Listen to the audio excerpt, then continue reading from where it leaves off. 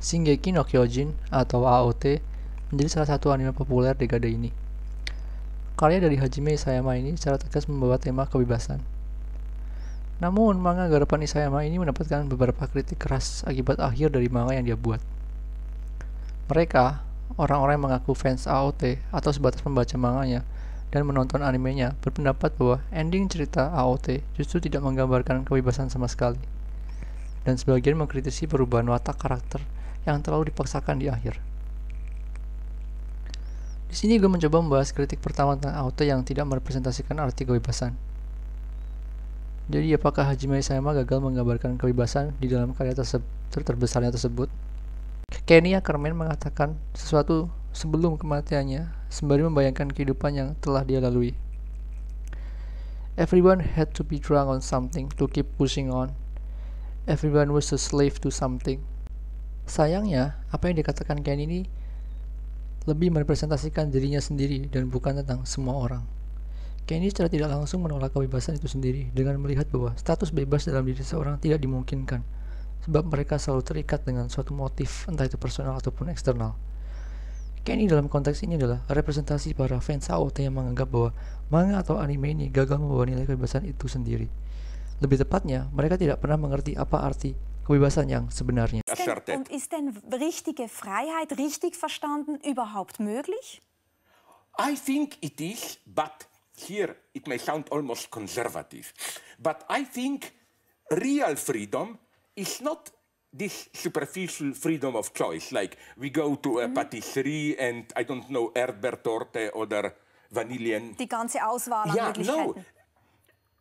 Paradoxically, a truly free choice is a choice which you experience as gezwungene, a forced choice. For example, let's say your country is under occupation and you have to decide, will you join the resistance or not? If you join it, it's not simply a choice. You do it because a voice of Gewissen, of conscience, tells you, I cannot do it otherwise. I have to do it. So real freedom is something very painful. Orang yang tidak bebas seringkali disebut budak. Bagi Zizek dan Han, justru di era sekarang, era kebebasan inilah manusia semakin susah untuk bebas dibandingkan 50 tahun lalu ketika istilah freedom of choice atau freedom of speech belum sepopuler sekarang. Zizek secara langsung mengatakan bahwa karena manusia zaman ini terbiasa hidup di era kapital liberalisme seperti sekarang justru membuat mereka kehilangan arti sesungguhnya dari kebebasan. Pemahaman mereka tentang kebebasan hanya sebatas status personal dan sosial, freedom of choice dan freedom of speech. Zizek menolak kebebasan sebatas status, sebab makna dari kebebasan seharusnya adalah membebaskan atau liberating secara radikal dan membebaskan tidak pernah didahului oleh lebih banyaknya pilihan atau lebih banyak ruang untuk bersuara. Sehingga bagi Zizek, kebebasan sebaliknya justru menyakitkan dan terkesan memaksa seseorang untuk memilih dalam keterbatasan pilihan. Di saat individu memutuskan pilihannya, di saat yang sama perubahan radikal mengikutinya. Han Byung-chul juga meyakini hal yang sama seperti Zizek. Orang-orang di era neoliberalisme seperti sekarang tidak hanya menganggap kebebasan sebagai status biasa, akan tetapi status absolut. Seperti halnya seseorang akan mempunyai kebebasan lebih jika dia bisa membeli lebih banyak, memproduksi lebih banyak, dan mengkonsumsi lebih banyak. Maka jika gue hanya bisa membeli satu jenis hal dibandingkan teman gue yang bisa membeli 10 hal sekaligus, berarti kebebasan teman gue lebih absolut dari gue. Gampangnya, gue belum bebas atau tidak bebas. Status absolut kebebasan juga digambarkan dalam arti bebas dari masalah atau tujuan. Sehingga kebebasan individu selalu dibayangkan sebagai kesendirian total, yaitu sosok individu yang sadar dirinya tidak sedang dipengaruhi atau terikat dengan sosok yang lain, teman, orang tua, atau orang lain. Akan tetapi, kebebasan bukanlah mengisolasi, melainkan membebaskan dan melepaskan dari belenggu. Sehingga kebebasan di sini adalah perubahan secara radikal, dan hal itu hanya bisa dicapai melalui hubungan kita dengan orang lain. Berdasarkan hal tersebut, para fans AOT yang menganggap seri manga anime ini gagal dalam menggambarkan kebebasan, sebenarnya justru mereka sendiri yang sudah terhegemoni oleh kebebasan konsumtif ala neoliberal kapitalis. Mereka terlahir di era kebebasan yang tidak lagi diperjuangkan melainkan diperjualbelikan. Berikut sebagian contoh nilai kebebasan yang membebaskan dan bisa ditemukan di dalam seri AOT. Hubungan Levi kepada Erwin. Terdapat kabar bahwa para Ackerman mampu mempunyai tingkat kemampuan melampaui manusia biasa jika mereka mengasosiasikan diri mereka kepada sosok tertentu, atau dalam artian lain, ketika mereka merasa terikat dengan sosok yang lain secara mendalam. Kabar ini selalu diartikan sebagai relasi tuan budak oleh mereka. Hal tersebut selalu dikaitkan dengan fakta bahwa meskipun Levi adalah prajurit terkuat, namun justru dialah yang paling merasa kehilangan. Sehingga bagi mereka, kritikus tanpa landasan teori dan metodologi, Levi adalah sosok yang kalah dan menderita karena dia tidak bebas sampai akhir kisah AOT. Tentu saja, cara pandangan tersebut ngawur dan hanya dilihat dari sisi pesimisme belaka. Seperti kata Kenny, kepribadian Levi sebelum bertemu Erwin dan masih tinggal di kota bawah tanah selalu ingin mendapatkan apa yang dia mau. Tentu saja demi dirinya dan temannya, bahkan dia tidak takut dengan segala aturan, sebab apa yang dia inginkan hanya hidup dengan tenang tanpa gangguan. Momen pembebasan Levi dimulai ketika temannya, Furlan dan Isabel, mati dan kemampuan bertarungnya yang selalu diandalkan tidak bisa menyelamatkan mereka. Hal itu karena Erwin. Komandan itulah yang membebaskan Levi dari tenangnya kehidupan lama di bawah tanah dan kebergantungan terhadap kemampuannya bertarung. Erwin secara tegas mengatakan bahwa kehidupan Levi tidak selalu tentang dirinya. Ada faktor lain yang sebelumnya belum Levi bayangkan, Titan sebagai contohnya. Erwin lalu mengajak Levi untuk tinggal dan bertarung bersama pasukan pengintai. Pada saat itulah Levi memutuskan untuk tinggal dan bertarung melawan Titan, yang secara radikal mengubah cara Levi melihat dunia di sekitarnya. Selanjutnya, Mikasa Eren. Mikasa juga seorang Ackerman, oleh karenanya mendapatkan tuduhan yang sama seperti Levi. Dalam kasus ini, Mikasa butuh sebuah inang untuk hidup. Mereka menganggap inang Mikasa adalah Eren. Mereka akan mengatakan bahwa Mikasa telah terbebaskan di momen dia memotong kepala Eren pada bagian akhir manga. Akan tetapi, Mikasa sudah jauh sejak awal membebaskan dirinya dari setiap pilihan di depannya, terutama menyangkut Eren. Alasan utama Mikasa ikut pasukan pengintai, kata dia, adalah agar bersama Eren, termasuk melindunginya. Meskipun faktanya, Mikasa tidak pernah setuju keputusan Eren untuk bergabung pasukan pengintai. Eren juga selalu memaksa Mikasa untuk tidak mengikutinya. Lantas apakah relasi Mikasa-Eren bekerja layaknya budak dan tuan? Tentu saja bukan.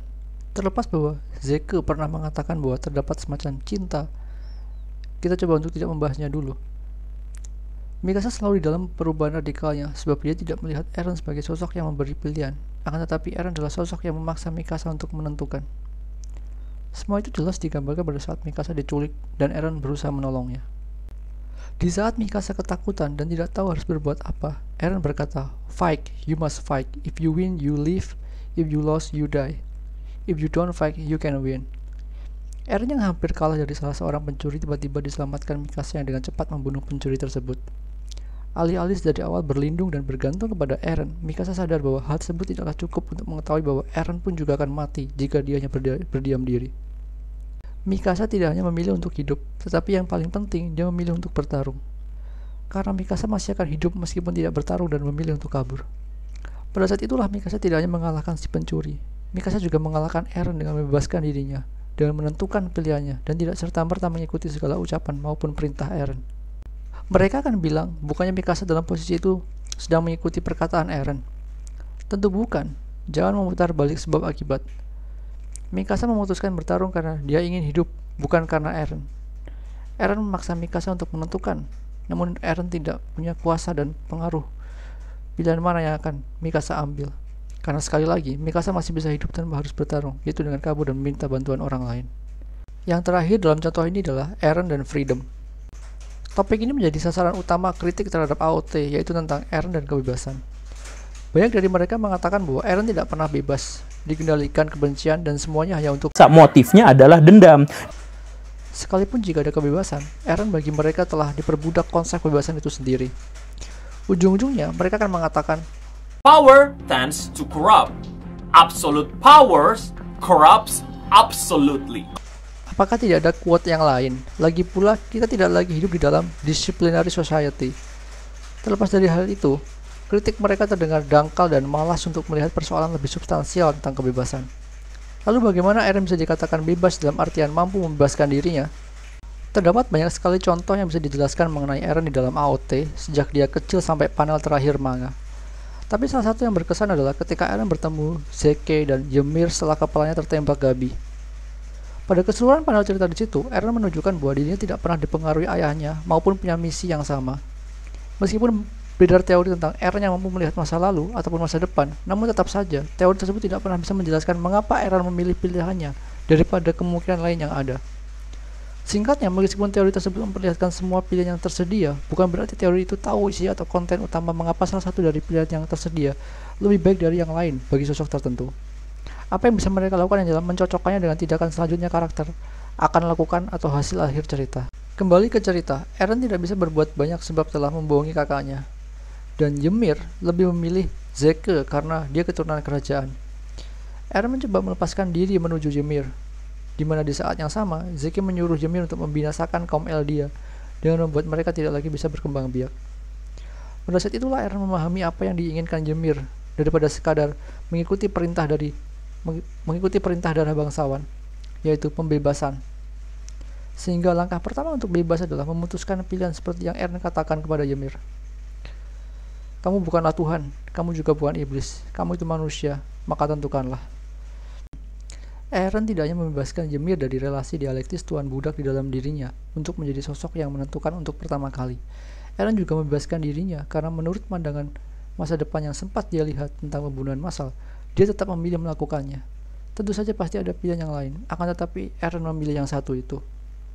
Para kritikus kebebasan mungkin akan mengatakan, bukannya memang tidak ada pilihan yang lain, karena memang dari awal tujuannya untuk menghancurkan musuh. Tentu saja tidak. Dengan kekuatan sebesar itu, pasti banyak hal yang mampu dilakukan. Tidak hanya soal membunuh atau berkuasa. Dia ingin terbebas dari relasi baik buruk, benar salah, korban, pembunuh, dan tentu saja tuan budak.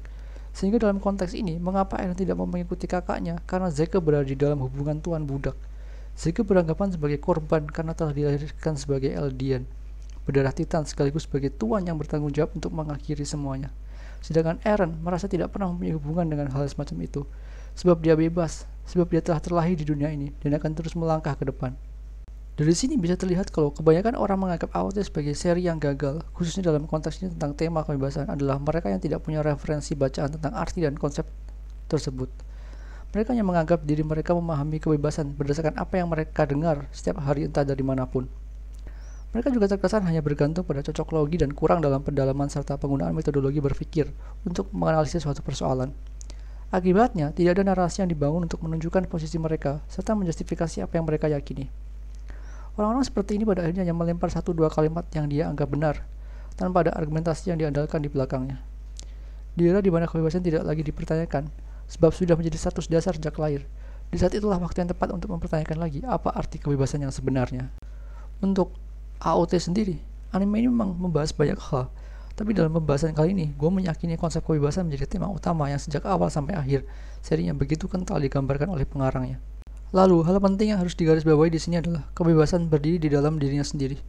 Dan itu semua bukan lagi tentang baik dan buruk atau segala bentuk nilai lainnya.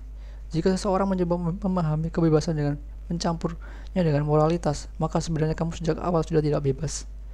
Kebebasan adalah seni pembebasan, art of liberation, dan bukan tindakan untuk nilai moralitas seseorang.